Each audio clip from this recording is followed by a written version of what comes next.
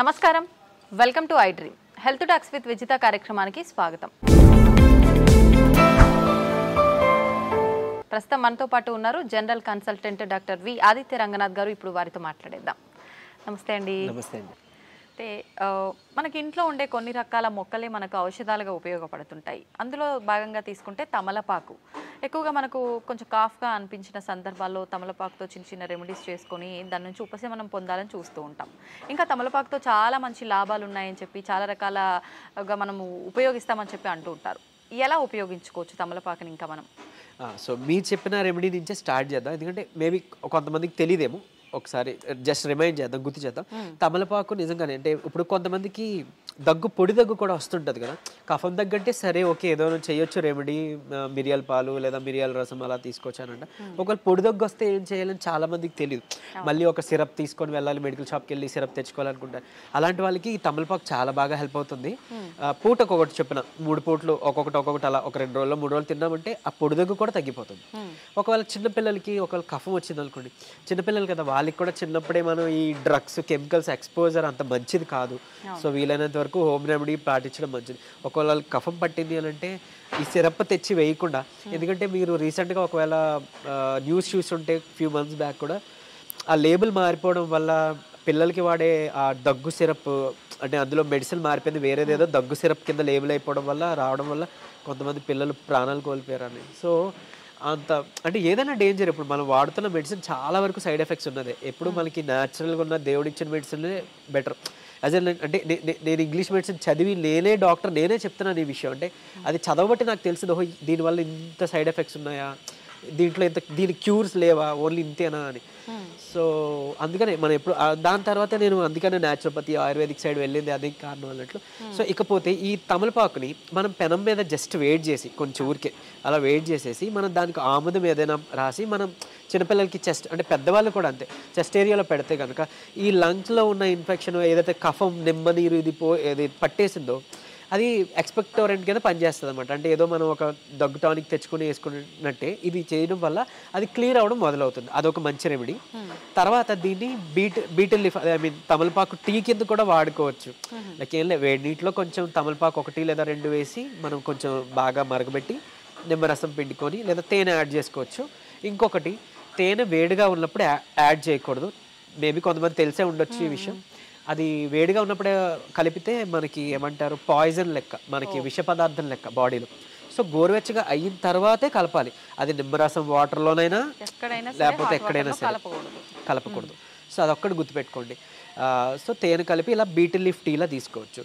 So సరే, దీనివల్ల వచ్చే ఉపయోగాలు ఏంటి అని అంటే ఇప్పుడు మనకి ఒకటి దగ్గు లేకపోతే ఈ కఫం వాటి గురించే కాకుండా బేసికలీ దీంట్లో చాలా చాలా న్యూట్రియంట్స్ ఉంటాయి. అంటే ఏమంటారు, పొటాషియము, నికోటినమైడ్, సో జింక్, ఇలాంటివన్నీ కూడా మనకి చాలా పోషకాలు ఉన్నాయి. అండ్ ఈవెన్ మంచి రిచ్ సోర్స్ ఆఫ్ కాల్షియం.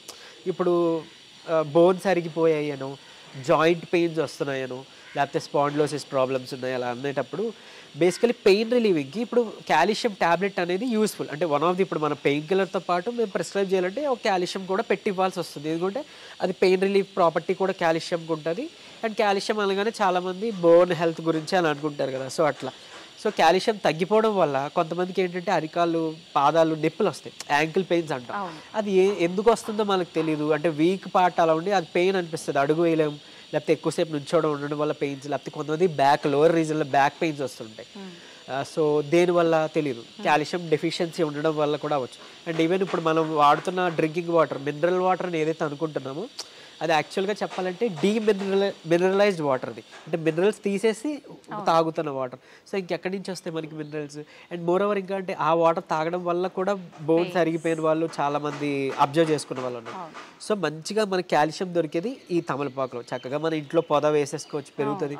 ఫ్రెష్గా ఒక లేత ఆకు తిన్నామంటే డైలీ ఒకటి మంచిగా కాల్షియం సోర్స్ వస్తుంది.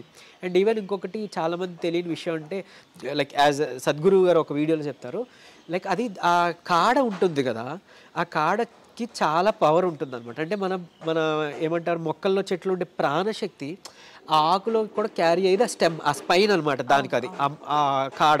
సో మనం ఆ కాడ తుంపేసి కాకుండా దాంతో పాటు కన్జ్యూమ్ చేస్తే మంచిది. అట్లీస్ట్ బీటిల్ లీఫ్ టీలా కానీ లేదా మనం ఒకవేళ తింటే కనుక డైరెక్ట్గా ఆ కాడతో పాటు నమిలి తింటే కూడా మంచిది. ఏమీ లేదు అంటే ఎలాంటి ఇబ్బంది ఏం లేదు అనేవాళ్ళు వారానికి ఒకసారో 2 సార్లు తీసుకోండి.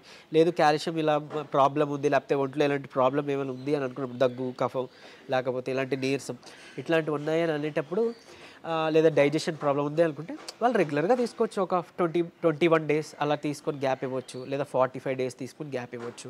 అండ్ మోరోవర్ ఇది డైజెషన్ కూడా చాలా హెల్ప్ఫుల్.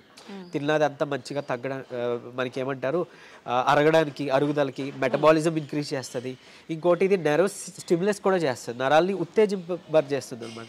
సో అదొకటి. తర్వాత మన ఒకవేళ ఫుడ్లో ఏదైనా లైక్ పాయిజనస్ ఉండింది అనుకోండి, ఫుడ్ పాడైపోయింది, మన ఫుడ్ పాయిజన్ అవుతుంది అనుకోండి, అలాంటి వాటి నుంచి కూడా హెల్ప్ చేసే బెస్ట్ థింగ్ మనకి తమలపాకు. అందుకనే మనం తిన్న తర్వాత కిల్లి రూపంలో మనకు అలవాటు చేశారు, తీసుకొచ్చారు. అందులో కొంచెం సోప్ వేసుకొని చక్కగా తింటే మనకు అటు డైజెషన్ ఇదైపోతుంది, సెట్ అయిపోతుంది. అండ్ ఈవెన్ ఒకవేళ ఫుడ్లో ఏదైనా పొరపాటు మనకి ఉన్న ఏదైనా పాయిజన్ తీసుకున్నా, ఏదైనా టాక్సిన్ తీసుకున్నా ఈ విధంగా కూడా మనకి క్లియర్ అవుట్ చేస్తుంది, డిటాక్సిఫై చేస్తుంది అనమాట. అలా అంటే తమలపాకుకి ఉన్న పవర్ గురించి చెప్తూ అంటారు కోబ్రా పాయిజన్. ఆ స్నేక్, ఆ పాము, కోబ్రా దాని పాయిజన్ కూడా ఇది విరుడు కింద చేసేంత శక్తి దానికి ఉంది అంటారు. సో అంత బాగా హెల్ప్ చేస్తుంది. సో మనం అలవాటు చేసుకుందాం, ఆ కాడతో పాటు తీసుకోవడం మనం అలవాటు చేసుకుందాం. అండ్ మోరోవర్ అంటే యోగిక్ సైన్స్లో చెప్తారు మెడిటేషన్ అది చేసే వాళ్ళకి.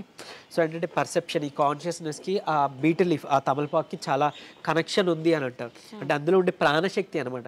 మనం ఏ ఫుడ్ అయినా తీసుకోవచ్చు. మనం ఇప్పుడు ఆకుకూర తీసుకున్నాం, ఫ్రూట్ తీసుకున్నాం, అది మొక్క నుంచి ఒక ప్రాణశక్తి, దాని నుంచే మనకి శక్తి ఇస్తుంది. ఇప్పుడు మీరు ఏదో తీసుకున్న జంక్ ఫుడ్లో ఆ ప్రాణశక్తి లేదు, ఆ పిజ్జాస్, బర్గర్స్ అది ఉండవు. మీరు చూస్తారు అది తీసుకున్నాక బాడీ కొంచెం స్లో అయిపోతుంది. సో అబ్జర్వ్ చేశారు. అదే ఒక ఫ్రూట్ తిన్నాం, ఒక మీరు అన్నట్టు ఒక వెజిటేబుల్ జ్యూస్ తాగాం, ఎంత శక్తిగా అనిపిస్తుందో.